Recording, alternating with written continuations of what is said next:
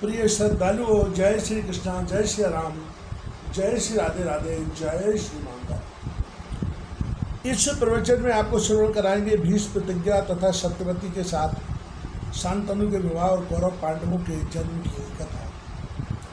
ऋषिगण बोले, लो हर्षण कुमार सूत जी, साप के कारण वसुओं को जन्म लेना पड़ा तथा भीष्म जी की उत्पत्ति में भी वही कारण था। यह बात आपने स्पष्ट कर दी। धर्मज्ञ विस्तार पूर्वक यह बताने की कृपा कीजिए कि व्यास माता सत्यवती को जो पतिव्रता थी तथा जिनका सर्वांग सुगंध से परिपूर्ण था, राजा शांतनु ने कैसे प्राप्त किया। शांतनु भी एक महान धर्मात्मा नरेश थे और सत्यवती का पालन निषाद के घर हुआ था। फिर किस कारण से राजा ने उन्हें स्वीकार किया। सुब्रत, आप इस संशय को दूर करने की कृपा करें। सूत जी कहते हैं, राजर्षि शांतनु सदा शिकार खेलने के लिए उत्सुक रहते थे। वे 4 वर्ष तक वन में घूमते रहे। कुमार भीष्म को वे साथ रखते थे। वे उसी प्रकार आनंद का अनुभव कर रहे थे मानो भगवान शंकर स्वामी कार्तिकेय के साथ सुखी हो। एक समय की बात है, मृगया करते हुए वे किसी ऐसे जंगल में पहुंच गए जहां नदियों की सामनी यमुना लहर रही थी। वहाँ उन्हें अज्ञात उत्तम गंध आने लगी। यह गंध कहाँ से निकल रही है, इस बात का पता लगाने के लिए वे वन में घूमने लगे। मन ही मन सोचा, पारिजात, कस्तूरी, चंपा, मालती अथवा केतकी, इनमें से किसी की भी ऐसी मनोहर गंध नहीं होती। मेरी नासिका को आकर्षित करने वाली सुंदर गंध को वायु ने कहाँ से लाकर उपस्थित कर दिया। यूँ सोचते हुए राजा शांतनु ने वन के चारों तरफ चक्कर काटा। गंध के लोभ से उनका मन मुग्ध हो गया था, अतः जिधर से वह हवा आ रही थी वे उधर ही बढ़ने लगे। आगे जाने पर यमुना के तट पर उन्हें एक सुंदर स्त्री दिखाई पड़ी। उसने श्रृंगार कर रखा था, वह धूमिल वस्त्र पहने थी। ऐसी सर्वांग सुंदरी को देखकर राजा शांतनु आश्चर्य में पड़ गए। इसी के शरीर से सुगंध निकल रही है, इस बात का उन्हें निश्चय हो गया। उस स्त्री का रूप अलौकिक था, वह अप्रतिम सुंदर थी। उसकी अनुपम गंध का सारा जगत सम्मान करता था। युवा अवस्था थी, उसे देखते ही राजा शांतनु का चित्त आश्चर्य के उमड़े सागर में मोती खाने लगा। सोचा, यह कौन है और इस समय कहाँ से आ गई है। यह कोई देवांगना है, मानुषी है या गंधर्व अथवा नाग की कन्या है। उस श्रेष्ठ गंध वाली सुंदर स्त्री का निश्चिंत परिचय मैं कैसे प्राप्त करूं। महाराज शांतनु यो मन में विचारते रहे, किंतु किसी निश्चय पर न पहुँचे। फिर तट पर बैठी हुई निषाद पुत्री से वे पूछने लगे, प्रिय तुम कौन हो, तुम्हारा पिता कौन है, तुम कहाँ से आई हो, क्या तुम्हारे साथ दूसरा कोई नहीं है। यह तो बताओ कि तुम विवाहिता हो अथवा अविवाहिता, तुम्हारी क्या अभिलाषा है। विस्तार पूर्वक मुझसे सभी बातें बताने की कृपा करें। इस प्रकार राजा शांतनु के पूछने पर कमल के समान नेत्र वाली सूती स्त्री ने हंसकर महाराज से कहा, राजन, आप जान लें, मैं दासराज की पुत्री हूँ। पिता की आज्ञानुसार यहाँ बैठी हूँ। महाराज, मैं इस जल में नाव चलाती हूँ। मेरे कुल का यही धार्मिक कार्य है। मेरे पिताजी अभी घर गए हैं। राजन, आपके सामने मैं बिल्कुल सच्ची बात कह रही हूँ। यूँ कहकर वह सुंदर कन्या चुप हो गई। राजा शांतनु ने उस कन्या से कहा, मैं कुरु के वंश का एक प्रसिद्ध राजा हूँ। मृगनयनी, मेरे घर दूसरी कोई स्त्री नहीं है। तुम मेरी धर्मपत्नी के स्थान को सुशोभित करो। मैं सदा तुम्हारे अनुकूल रहूँगा। मेरी पत्नी मुझे छोड़कर चली गई, तब से मैंने किसी स्त्री को पत्नी नहीं बनाया। बिना स्त्री के ही जीवन व्यतीत करता रहा हूँ। राजा शांतनु की वाणी निश्चयी अमृत के समान अत्यंत मधुर थी।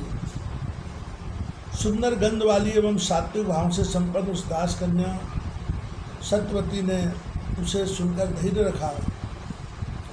वह महाराज शांतनु से कहने लगी, राजन, आपने मेरे विषय में जो कुछ कहा है मैं उसको उसी रूप में सत्य मानती हूँ।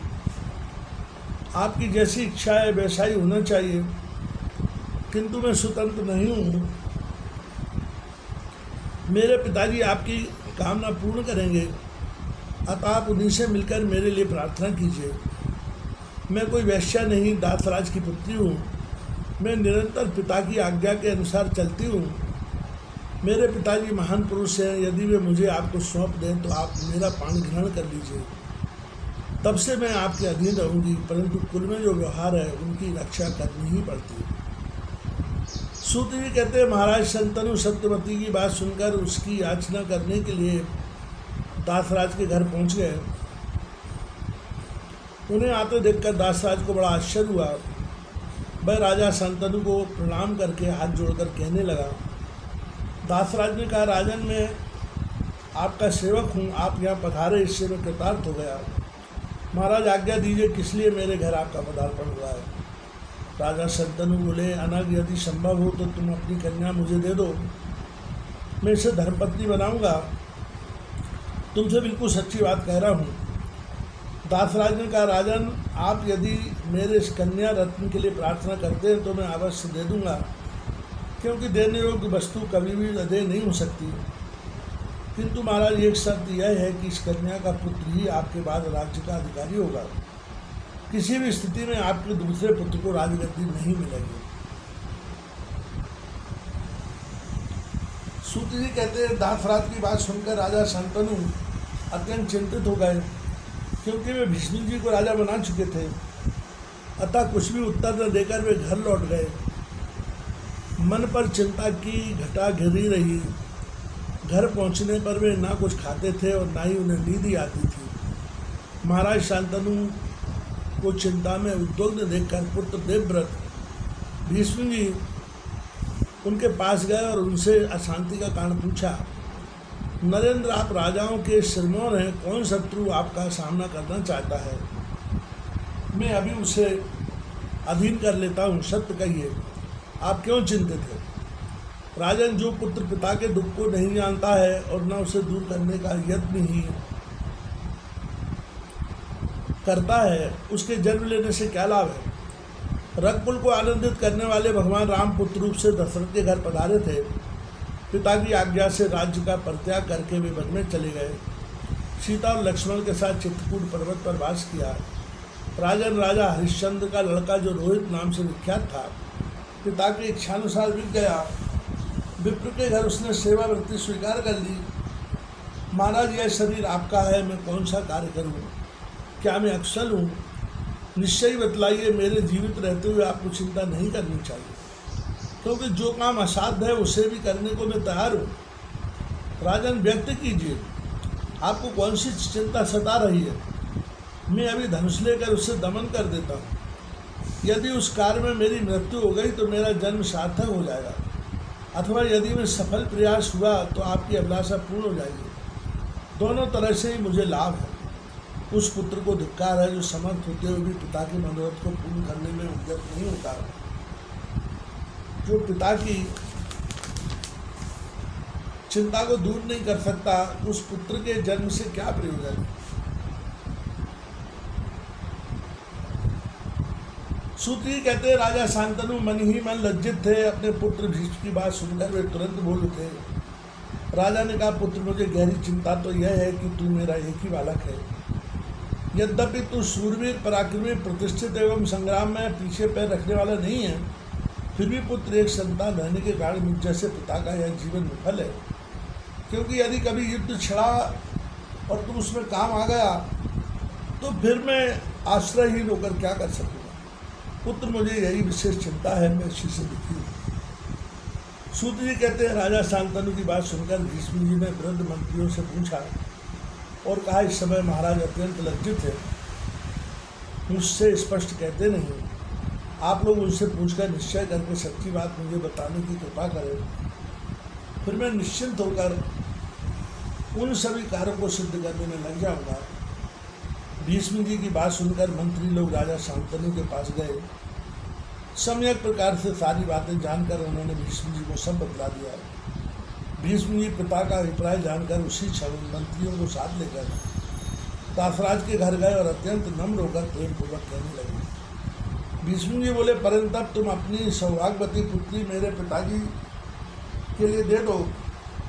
ये तदर्थ मैं तुमसे प्रार्थना करता हूँ कि तुम्हारी यह कन्या मेरी माता बने, मैं इसका सेवक हूँ। दासराज ने कहा, महाभाग तुम राजकुमार हो, इसे स्वीकार करो और अपनी पत्नी बनाओ, क्योंकि यह निश्चय है तुम्हारे रहते हुए इसका पुत्र राजा नहीं बन सकेगा। भीष्म जी बोले, आप दासराज की यह कुमारी माता है, मैं राज्य करना नहीं चाहता, बिल्कुल निश्चित कहता हूँ सर्वथा इसी का पुत्र राज्य का अधिकारी बनेगा। दासराज बोला, मैं जान गया तुम सत्यभाषी हो, किंतु यदि तुम्हारा पुत्र बलवान हुआ तो वह हठपूर्वक इससे राज्य छीन लेगा, इसमें कोई संदेह नहीं दिखता। भीष्म जी ने कहा, तात तो मैं प्रतिज्ञा करता हूँ कि मैं विवाह ही नहीं करूँगा।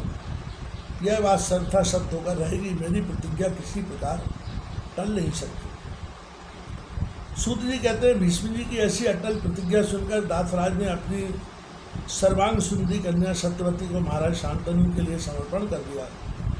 इस प्रकार राजा शांतनु ने सत्यवती को अपनी पत्नी बनाया। इस कन्या से पहले व्यास जी का जन्म हो चुका है, यह बात उन्हें मालूम नहीं हो सकी। सूत जी कहते हैं, इस प्रकार महाराज शांतनु ने सत्यवती से विवाह किया। सत्यवती के 2 पुत्र हुए और समयानुसार मर भी गए। फिर व्यास जी के द्वारा विचित्रवीर के क्षेत्र में धृतराष्ट्र का जन्म हुआ, जो नेत्रहीन था। मुनि को देखकर उस स्त्री ने आंखें बंद कर ली थी, फलस्वरूप वह अंधे पुत्र की जननी हुई। दूसरी स्त्री ने व्यास जी को देखकर सर्वांग में सफ़ेद चंदन लगा लिया था, अतः उसका पुत्र पांडु रोग से ग्रस्त हुआ। दासी से विदुर का जन्म हुआ। विदुर जी सत्यवादी धर्म के अवतार एवं पुण्यात्मा पुरुष थे। मंत्रियों ने छोटे पुत्र पांडु को राजा बनाया। अंधे होने के कारण धृतराष्ट्र को राज्य का अधिकार नहीं मिला। भीष्म जी की सम्मति लेकर महापराक्रमी पांडु राज्य का कार्य संभालने लगे। बुद्धिमान विदुर जी की मंत्री पद पर नियुक्ति हुई। धृतराष्ट्र की 2 स्त्रियां थी, एक का नाम था गांधारी, जो सुबल राज की पुत्री थी, दूसरे का नाम था वैश्य कन्या था, वह घर का कार्य संभालती थी। वेदवादी विद्वान पांडु की भी 2 स्त्रियां बतलाते हैं, एक थी सूरसेन कुमारी कुंती और दूसरी माद्री, जिसका जन्म मद्राज के घर हुआ था। गांधारी ने अत्यंत सुंदर 100 पुत्र उत्पन्न किए। वैश्या से भी एक पुत्र उत्पन्न हुआ, जो परम मनोहर और युद्ध का महान अभिलाषी था, किंतु जब पिता के घर कन्यावस्था में थी तभी उसने कर्ण को जन्म दिया। सूर्य के कृपा प्रसाद से उसे मनोहर पुत्र की प्राप्ति हुई, उसका नाम पड़ा कर्ण। इसके बाद कुंती पांडु की धर्मपत्नी बनी। ऋषिगण बोले, मुनिवर सूत जी, आप यह कैसी विचित्र बात कह रहे हैं कि कुंती से पहले एक पुत्र उत्पन्न हो गया और इसके पश्चात उसका पांडु के साथ विवाह हुआ। कैसे सूर्य का संयोग हुआ, इससे कुंती को कर्ण की जननी होना पड़ा। फिर कुंती कन्या कैसे रही जो पांडु ने उससे विवाह किया, ये सभी बातें बताने की कृपा करें। सूत जी कहते हैं, दुर्जरो, जिस समय सूरसेन कुमारी कुंती बहुत छोटी थी, तभी राजा कुंती वो उस कल्याणी कन्या को लाए थे। उसे पुत्री मानकर उन्होंने अपने घर पर ही पाला पोसा। कुंती बड़ी सुंदर थी। अग्निहोत्र का समय था। राजा कुंती भोज की आज्ञा से वह कन्या सेवा का कार्य संभाल रही थी। चौमासे का दिन था, प्रातःकाल की पूर्ण वेला थी। मुनिवर दुर्वासा जी वहाँ पधारे। कुंती ने मुनि का सम्यक प्रकार से स्वागत किया। उसकी सेवा से दुर्वासा जी बड़े संतुष्ट हुए। तदनंतर मुनि ने कुंती को एक ऐसा उत्तम मंत्र बताया जिसका प्रयोग करके आवाहन करने से देवता स्वयं आकर मनोरथ पूर्ण कर गए। दुर्वासा जी के चले जाने पर कुंती अपने महल में बैठकर उस मंत्र के प्रभाव को निश्चय जानने के लिए उपाय सोचने लगी। मन में विचार किया, मैं किस देवता को स्मरण करूं उस समय सूर्य नारायण आकाश में विराजमान थे और पर कुंती की दृष्टि पड़ी। मंत्र का प्रयोग करके उन प्रखर किरणों वाले सूर्य के आवाहन में वह संलग्न हो गई। आवाहन करते ही मंडल से एक परम मनोहर पुरुष का रूप धारण करके भगवान भास्कर अंतःपुर में कुंती के सामने आ पहुँचे। उन्हें देखकर कुंती के आश्चर्य की सीमा न रही। उसका सर्वांग कांप उठा। फिर तो सुंदर नेत्रों वाली वह कुंती हाथ जोड़कर सामने खड़ी हो गई और कहने लगी, भगवान आपके दर्शन से मुझे अपार हर्ष हुआ है। अब आप यहाँ से पधारने की कृपा करें। भगवान सूर्य ने कहा, कुंती तुमने मंत्र का प्रयोग करके मुझे क्यों बुलाया? बुलाने पर जब मैं तुम्हारे सामने आ गया तब मेरा स्वागत क्यों नहीं कर रही हूँ? तुम्हारे मंत्र के प्रभाव से मैं विवश हूँ। कुंती ने कहा, धर्म के रहस्य को जानने वाले भगवान आपसे कोई बात छिपी नहीं है। मैं अभी कन्या हूँ। सूर्य आपके चरणों में मेरा मस्तक झुका है। भगवान सूर्य बोले, कुंती तुम यदि मेरा स्वागत न करोगी तो जिसने तुम्हें मंत्र दिया है उसको मैं साथ दूंगा ही, साथ ही तुम भी कठिन ताप से बचकर नहीं रह सकोगी। सुमुखी यह निश्चय जान लो, तुम्हारा कन्या धर्म पूर्वत रहेगा। साधारण मनुष्य इस रहस्य से अनिरुद्ध रहेंगे और मुझ जैसा ही तेजस्वी बालक तुमसे उत्पन्न होगा। तदनंतर कुंती को अभिलषित वर देकर भगवान भास्कर अपने लोक को पधार गए। कुंती गर्भवती हो गई। वह सदा अपने गुप्तागार में रहने लगी। एक समय एक भाई को मालूम हो गया, न माता जान सकी और न दूसरे लोग ही। भवन में छिपे रूप से पुत्र का जन्म हुआ। वह बालक अनुपम सुंदर था। मनोहर 2 कुंडल और दिव्य कवच से जन्म काल में ही सुशोभित कर रहे थे। वह बालक जान पड़ता था मानो दूसरा सूर्य हो अथवा स्वामी कार्तिकेय हो। दाई ने उस बच्चे को उठा लिया और कुंती के प्रति जो महान लज्जित थी बोली, सुंदरी मैं तुम्हारी सेवा में उपस्थित हूँ, फिर तुम किस चिंता में डूब रही हो? तब उस बालक का त्याग करने के लिए पिटारी में रखती हुई कुंती उस पुत्र से कहने लगी, बेटा मुझे अपार दुख हो रहा है किंतु लाचार हूँ, करूँ क्या? तुम मुझे प्राणों के समान प्यारे हो, फिर भी मेरे लिए तुम्हारा परित्याग परम आवश्यक है। तुम में सभी गुण लक्षण विद्यमान है। मेरा भाग्य बड़ा फूटा है, तभी तुम्हें दूर कर रही हूँ। माता कात्यायनी सगुण और निर्गुण स्वरूपणी है। वे सबकी अधिष्ठात्री एवं अखिल विश्व की जननी है। वे भगवती तुम्हारी रक्षा करें और तुम्हें अपना अमृतमय दुग्धपान कराएं। तुम मेरे प्राण प्रिय हो। तुम्हारा मुख कमल के समान कमनीय है। फिर कब तुम्हारा मुख देखने का अवसर सुलभ होगा? तुम सूर्य के पुत्र हो। पुत्र मैंने पूर्व जन्म में निश्चय ही त्रिलोक जननी भगवती कात्यायनी का आराधन नहीं किया है। उन कल्याणमयी देवी के चरण कमल का निरंतर चिंतन नहीं किया। इसी से मैं उत्तम भाग से वंचित रही। तुम्हारा त्याग करने के पश्चात में वन में जाकर तपस्या करूँगी। सूत जी कहते हैं, इस प्रकार कहकर कुंती ने उस शिशु को पिटारी में रखकर भाई को दे दिया। कोई जान ना जाए इस बात से वह डरती थी। पश्चात स्नान किया। भयभीत रहती हुई पिता के घर कालक्षेप करने लगी। उधर धाय पिटारी लेकर जा रही थी। रास्ते में अधिरथ नामक सूत मिला। अधिरथ की स्त्री राधा भी साथ थी। उसने उस बच्चे को मांग लिया। फिर अधिरथ के घर उस बालक का पालन पोषण होने लगा।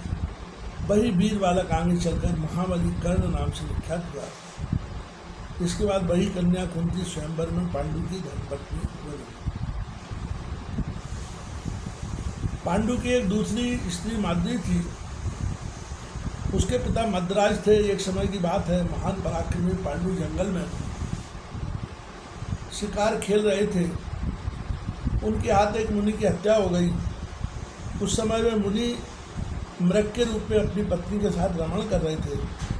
राजा ने उन्हें मृग समझ लिया था। मृग रूपधारी मुनि ने कुपित होकर पांडु को शाप दे दिया, यदि तुम कभी स्त्री के साथ संभोग करोगे तो तुम्हें प्राणों से हाथ धो बैठना पड़ेगा। मेरी बात सत्य होकर रहेगी। मुनि के यों शाप दे देने पर पांडु को बड़ा शोक हुआ।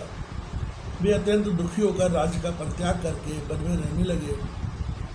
मुनिवरों, पांडु की कुंती और माद्री दोनों स्त्रियों को सती धर्म का पूर्ण ज्ञान था। राजा की सेवा करने के लिए वे भी साथ चली गई। गंगा के तट पर मुनियों के आश्रम थे, वहीं पांडु ने भी अपना निवास स्थान बनाया। अनेकों धर्मशास्त्र सुनने को मिलते थे। उन्होंने कठिन तपस्या आरंभ कर दी। एक समय की बात है, कथा का प्रसंग चल रहा था। एक धार्मिक वाणी राजा के कान में पड़ी। आदरपूर्वक पूछने पर मुनि ने कहा, परंतु संतान की गति नहीं होती है, स्वर्ग में जाने का अधिकारी भी नहीं होता। अतः जिस किसी उपाय से भी पुत्र उत्पन्न करना आवश्यक है, अंशज, पुत्र का पुत्र, क्षेत्रज, गोलक, पुण्य, सहोड़, कानीन, कृत, वन में मिला हुआ, किसी का दिया हुआ तथा किसी निर्धन से पैसे देकर खरीदा हुआ, ये 11 प्रकार के पुत्र कहे गए हैं। इनमें उत्तरोत्तर एक से एक को निकृष्ट माना गया है, उसमें कोई संशय नहीं है। यह वचन सुनकर पांडु ने अपनी कमल नयनी प्रिया कुंती से बात कही। तब कुंती ने कहा, प्रभु, मेरे पास मनोरथ पूर्ण करने वाला एक मंत्र है। पूर्व समय की बात है, दुर्वासा मुनि ने यह मंत्र मुझे बताया था। इसका प्रयोग कभी विफल नहीं हो सकता। राजन, इस मंत्र से किसी देवता को मैं आमंत्रित करूं तो वे तुरंत मेरे सामने आ जाएंगे और मेरा मनोरथ पूर्ण करेंगे।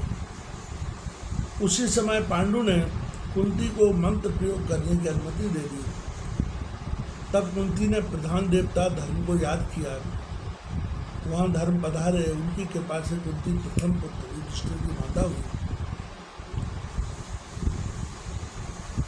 वायुदेव की कृपा से भीम और देवराज इंद्र की कृपा से अर्जुन को उत्पन्न किया। एक एक वर्ष के अंतराल से ये तीनों परम पराक्रमी पुत्र उत्पन्न हुए। फिर माद्री ने पतिदेव पांडु से कहा, कुरुश्रेष्ठ, मुझे भी पुत्र दीजिए। महाराज, मैं क्या करूं? प्रभु, मेरा भी दुख दूर करना आपका परम कर्तव्य है। माद्री की बात सुनकर पांडु ने कुंती से मंत्र बता देने का अनुरोध किया। कुंती बड़ी दयालु सुरजा थी। उन्होंने माद्री को मंत्र बतला दिया। पति की अनुमति से माद्री ने एक पुत्र के लिए मंत्र प्रयोग किया। स्मरण करने पर दोनों अश्विनी कुमार आ गए। उनके अनुग्रह से माद्री, नकुल और सहदेव, इन 2 पुत्रों की जन्मी हुई।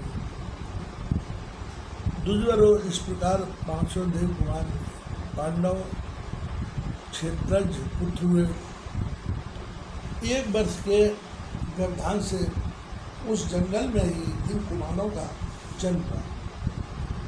एक समय की बात है, आश्रम सुनसान था। माद्री को देखकर पांडु अत्यंत विकारग्रस्त हो गए। मृत्यु सिर पर नाच उठी। उन्होंने माद्री को पकड़ लिया। माद्री निरंतर रोकती रही, फिर भी पांडु दैव की प्रेरणा से उसके आलिंगन में उद्यत हो गए। माद्री का संयोग होते ही पांडु का शरीर धरती पर लुढ़क गया। जिस प्रकार वृक्ष पर फैली हुई लता वृक्ष के कट जाने पर नीचे बिखर जाती है, ठीक इसी प्रकार पांडु के धराशायी होते ही माद्री भी जमीन पर पड़ गई। उसकी आंखों से आंसू बह रहे थे। उस समय कोलाहल सुनकर रोती हुई कुंती 5 लड़के तथा महाभाग मुनिगण भी वहां आ गए। पांडु के शरीर से प्राण पखेर उड़ गए थे। उपस्थित सभी व्रतशील मुनियों ने गंगा के तट पर पांडु के मृत शरीर का विधि पूर्वक अग्नि संस्कार किया। माद्री सतियों की सत्यता प्रदर्शित करने के विचार से पांडु के साथ सती हो गई। उसने दोनों पुत्र धर्म को साक्षी रखकर कुंती को सौंप दिए। जलांजलि देने के पश्चात वहाँ के निवासी मुनिगण 5 पुत्रों के साथ कुंती को हस्तिनापुर ले आए। कुंती के आने का समाचार पाकर भीष्म, विदुर तथा धृतराष्ट्र के नगर में निवास करने वाले और भी अनेकों व्यक्ति वहाँ आ गए। पांडु के शाप का रहस्य जानकर उपस्थित सभी व्यक्तियों ने कुंती से पूछा, बरानने किसके लड़के हैं? कुंती बड़ी दुखी थी। उन्होंने उत्तर दिया, कुरुवंश में उत्पन्न हुए ये बालक देवताओं के हैं। मैं निश्चित बात कह रही हूँ। विश्वास दिलाने के लिए कुंती ने सभी देवताओं का आह्वान किया। संपूर्ण देवता आकाश में आकर विराजमान हो गए और बोले, निस्संदेह हमारे पुत्र हैं। भीष्म जी ने देवताओं के वचन का अनुमोदन करने के साथ ही पुत्रों का भी यथोचित सम्मान किया। फिर उन बालकों को और बहू को लेकर भीष्म प्रवृत्ति सभी सज्जन हस्तिनापुर में रहने लगे। प्रसन्नतापूर्वक समुचित धन व्यय करके सबकी रक्षा का प्रबंध कर दिया। इस प्रकार कुंती के सभी पुत्र उत्पन्न हुए और भीष्म जी ने उनका पालन पोषण किया।